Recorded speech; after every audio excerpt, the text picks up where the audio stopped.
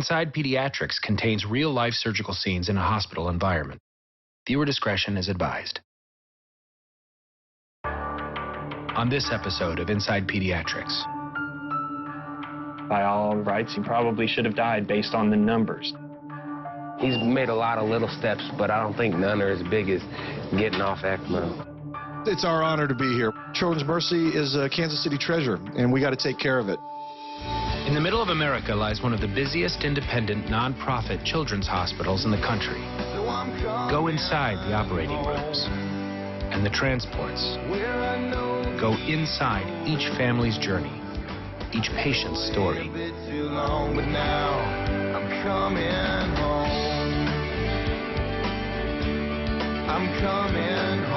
Go inside Pediatrics at Children's Mercy, Kansas City.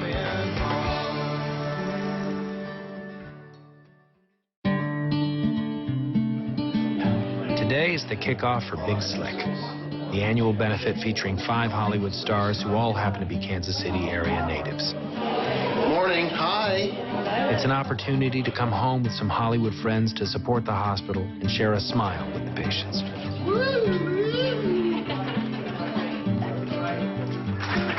So welcome to Children's Mercy. My name's Michael Artman. I'm the head of pediatrics here and the pediatrician in chief. And I'd just like to formally announce that the boys are back in town.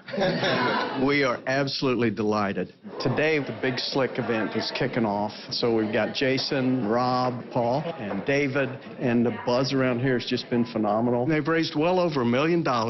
And that goes to improve the lives of these kids while they're in the hospital and after they get discharged. So their impact is profound. And I want to thank you for what you do. We really appreciate it, and so do the kids and their families. This is such an amazing event for us. I think that we kind of walk away from this weekend more impacted than anybody else. So one of the things I know that we have always had to deal with living either in New York or Los Angeles, meeting people. And our whole lives, they say, where are you from? We say, Kansas. After the inevitable Wizard of Oz joke. Always. I never get that. You know, it's our home. We love this city, so it's nice to be able to kind of show it off to people. It's our honor to be here. We love Kansas City. We love our hometown. And I've always thought that Children's Mercy is a Kansas City treasure, and we got to take care of it. Oh, you got it. I knew you'd be good. What do you think? What's going on? Oh, this. That's a microphone. Yeah. Feeling. What's your favorite car? It feels like a camp. Yeah, cool. Yeah, exactly. There you go. Do you have another one? All right. Okay, so we just brush it out. Yeah, that's what you do. It's got a little gray in it. It's an older microphone. For children at Children's Mercy, Big Slick brings laughter and the chance to get a photo with a favorite Hollywood star.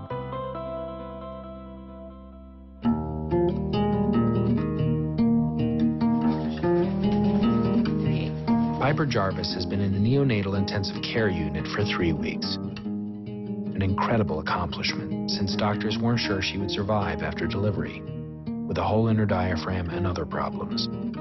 She's improved enough that doctors are able to reduce her breathing support. She seems like she likes it. No more shaking, right? So we'll wait about an hour. Keep an eye on all of her vitals and how comfortable she is breathing, and then we'll check a blood gas and see how she's tolerating it. Piper had a good night overnight. We switched her to the conventional vent. And how much oxygen is she? 40%. 40. Okay. We kind of chatted a little bit with staff last night about maybe switching a vent. Someone said, well, if we switch that vent, you might be able to hold her. So we've switched her to traditional vent, which is a huge deal. My whole mantra of not being in a hurry with this child is being tested because I want to hold her so badly because I didn't think I ever would. So we're pretty darn excited about it. The morphine we dropped yesterday, and she seemed to tolerate it that well. Okay.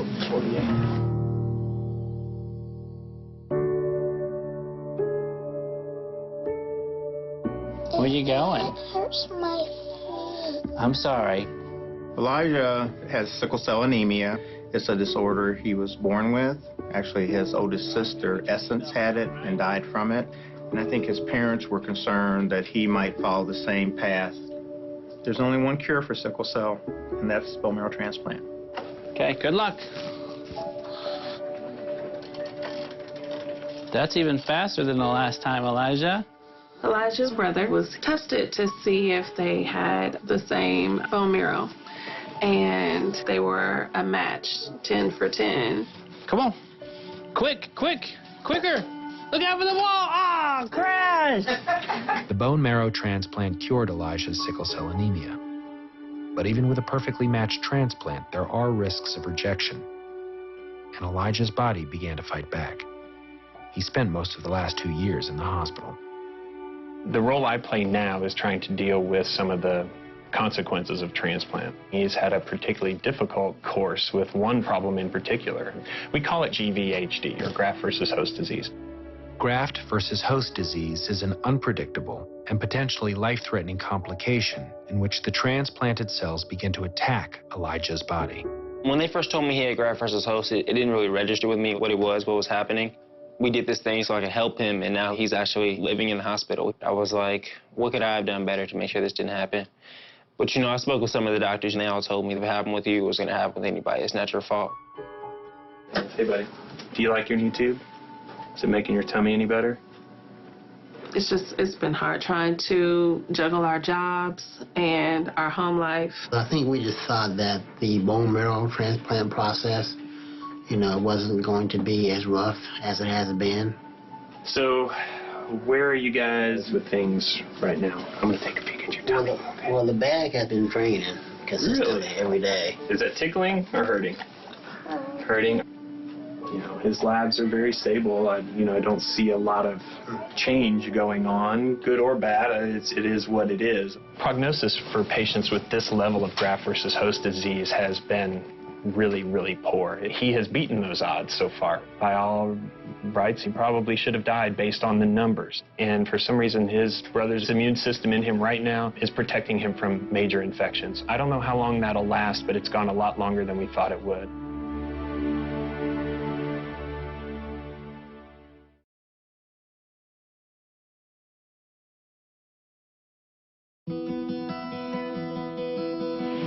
What are you doing? What are you doing? Since post-op, just letting them wean some sedation even more. We're excited to sit there and be still with her. She's doing good. The blue tube is gone and there's an orange one now. And she's off her nitric. Oh, wow. Yeah, we turned it off at 2 and she's done pretty great. Grouchy about She's had a crazy day today. Because Piper is doing so well, her parents are finally able to hold her for the first time. What do I do? You're just going to literally sit in that chair and we're going to make you guys comfortable. She's going to go first. I call dibs. That's right. I'm allowed to have her first. Okay. Oh my gosh. Oh, y'all are gonna scare me. Hi, boo-boo. What are you doing? She looks like she's in a happy spot. Oh, we're so snuggly. Hi. Is that Daddy? You know, we signed up a long time ago for a roller coaster, and we didn't know how it would end. And the last 3 weeks, there's been ups and downs, and, you know, today is just a big moment. So we're just going to soak everything up today and go to the next step. This is one of those big baby steps that we're really excited about. It's a very surreal moment. Hi, Sissy. You're doing good.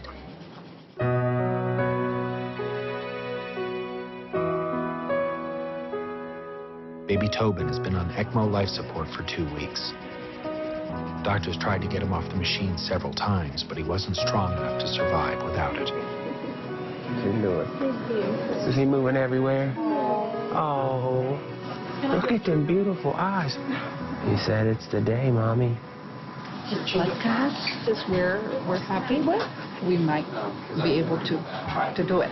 All right. Okay? Anytime we think that we have a baby that's improved enough that we can challenge them being off ECMO support, it is always a team discussion, and the decision was then made that Tobin was ready for it.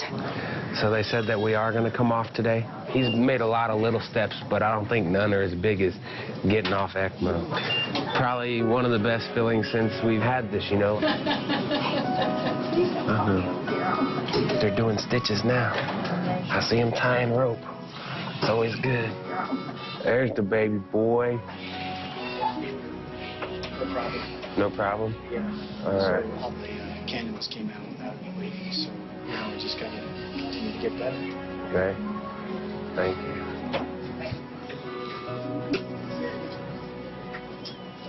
That'll be pretty good. So I'll be out at least a couple of hours. He needs to rest anyway, so he had a long day. That's my boy.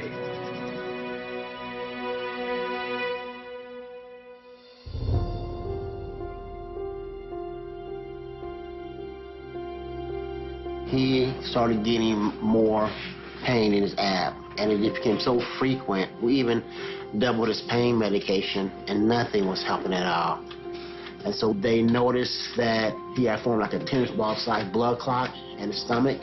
The blood clot had broken through his incisions, and then they said, hey, we got to go in and do surgery. He's one of my most challenging patients. This graft versus host is really attacking his body. And so we took him to the operating room. It was about an 8-hour operation. He's pretty high risk. I've operated on him several times, and he tends to throw me a lot of curveballs during the operation. All his intestine was scarred. And so what I did was took out all that intestine. It's going to be a challenge to keep that open, and that was my goal. And I met with the family, and I said I felt like I failed Elijah. And both parents said, you didn't fail him. From what you did in April till now, you've actually given him a good quality of life.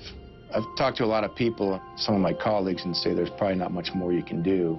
I hope and pray every day that we'll get him through this, and I'll keep fighting to get him there.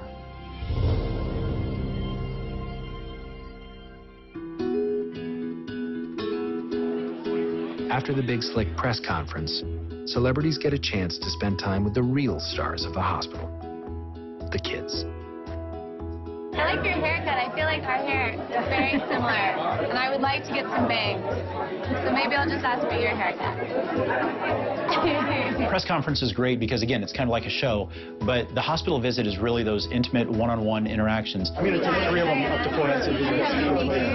Okay. All of these celebrities got to go around to the floors and go into the kids' actual rooms because some of these kids just aren't healthy enough to be able to be in a big group setting. Nice to see you. Thanks for having us back. Yeah.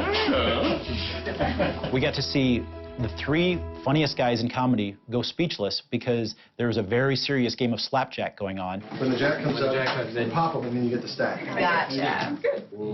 This pot's getting big. Oh, boy. Oh, yeah. Oh, Dominic, all right. So you're done. Oh, there it is. Oh, look at that. Yeah. Not even distracted. The kids took the center stage, and the comedians were actually the observers. And those little moments you couldn't script out. Oh, my goodness. Man. That's a big one. So you're out of cards. Oh, They took so your then stash. that's how somebody wins. Can you still slap in? I gotcha. They didn't want to leave. And you see some of the busiest people that we've ever met wanting to take 5 extra minutes with these kids. That's when you realize that these very funny guys are here for a very serious reason. I'm sorry, but I'm going to have to steal your guys' friends because we have a bunch of other kids waiting. But you guys are probably okay with that because you're probably thinking, you came in here and just ruined our slapjack. Jack's waiting to be slapped.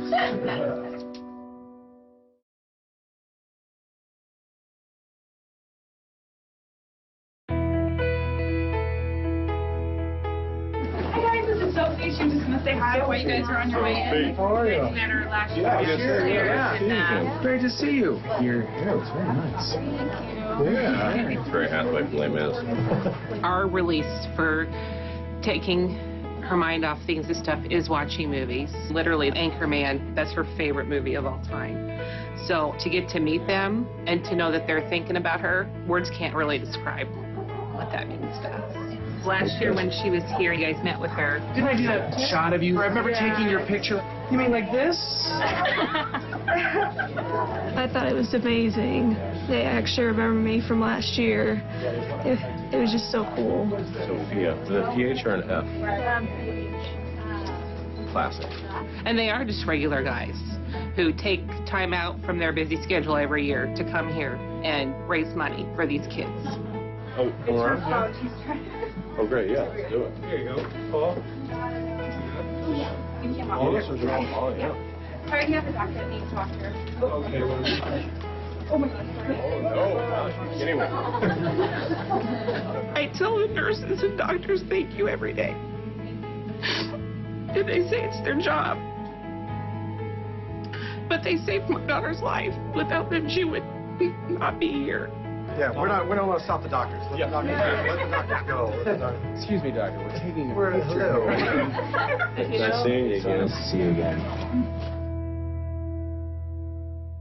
Tobin has had some hurdles, managed to fix the defect, but just didn't quite have enough pulmonary physiology to maintain and eventually had to go on ECMO. Good morning. Hello. How's Tobin doing? He's good. I'm glad. Yes. I know he's had a rough course. Surgery, ECMO, unfortunately. And now we're on the ventilator, but your settings are pretty low, and there's hope that we can get Tobin extubated today or tomorrow. You know, there's boxes you have to check before you can go home, and Tobin's getting there. He looks awesome. Definitely in a better place.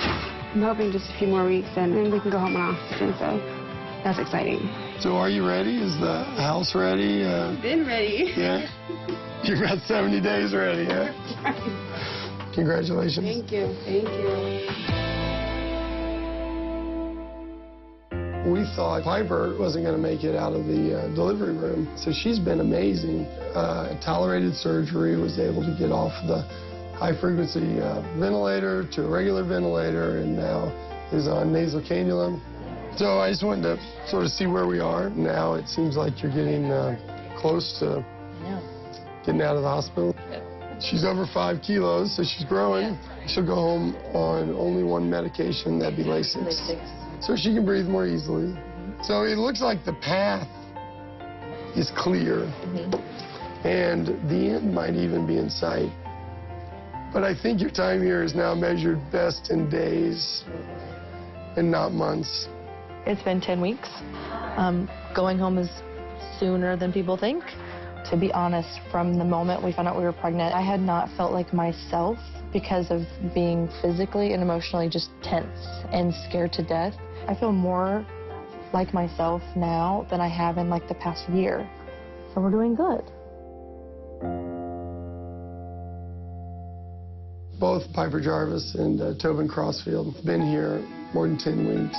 Both had diaphragmatic hernias. These things for both of these babies are all things that require those babies to be here. There's not another center in the metro area that can offer what these babies need in order to survive.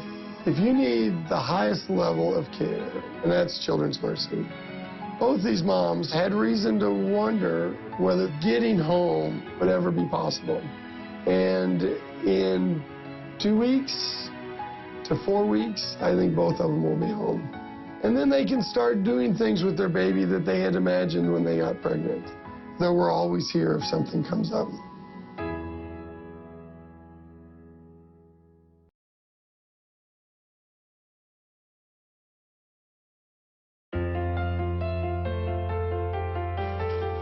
Elijah is still in the hospital after surgery, but he's enjoying a better quality of life, one day at a time. How are you, buddy? Is it hurting right now? Just where the scar is? You can touch it. Because it's healed. It's healed up. I'm so happy. Things look good. They look good in the past, but they look a lot better now. You know, he's not in pain constantly. He's able to eat a little bit. Can you show us your muscles today? Come on, do it. Yeah. Awesome, big five, man. Do it. Oh. You know, he's a child, and for so long, you know, he's had to discipline himself. You know, a child's gonna have to do that. And I think now that things are returning, it just makes it so much better, and it's just so important for him just to experience his childhood, just like everybody else. We certainly are in a better place today than we were just a week ago, but we fully recognize we could be in a very bad situation. He could be in a very bad situation really quickly. You know, I'm still pretty shocked that we've not had infectious problems. Yes. I think that's one of the most amazing things about this, so let's keep doing what we're doing, hanging in there. We are hopeful, and there is still that hope of putting a bow on this. We do hope for that ultimate back to eating, back to doing everything he wants to do, and we're just trying to help make that happen. Ah, good job. Give me 5. Give me 5. Yeah. Caring for children and their families with the highest level of care is part of Children's Mercy's mission. They are committed to improving the future of pediatric medicine. I met a young girl named Emily the other day. Emily is 17 years old. Like me, Emily has juvenile glaucoma. Unlike me, Emily has her eyesight. Emily has her sight because of the progress we've achieved in medical research, in innovation, and in a kind of devotion to service to those kids of ours who deserve the very best, because unlike the adults who are in the hospital, they're at the first of their life, not the last of their life. Children's Mercy is the crown jewel of this region. It's the crown jewel because I think in our community, children are the conscience. I think the way we regard our children sends a signal to the way we regard ourselves. And so the pride we take in our children and the care we express for them comes from the character of Kansas City. For us, we have stood for so much for so long. And we owe it to our patients and our communities never to fall for anything but integrity and service and excellence.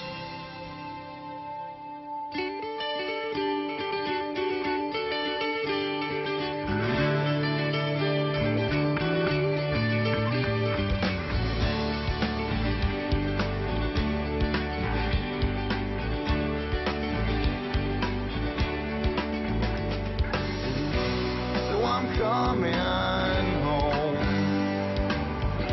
where I know these roads. I've been away a bit too long, but now I'm coming home. I'm coming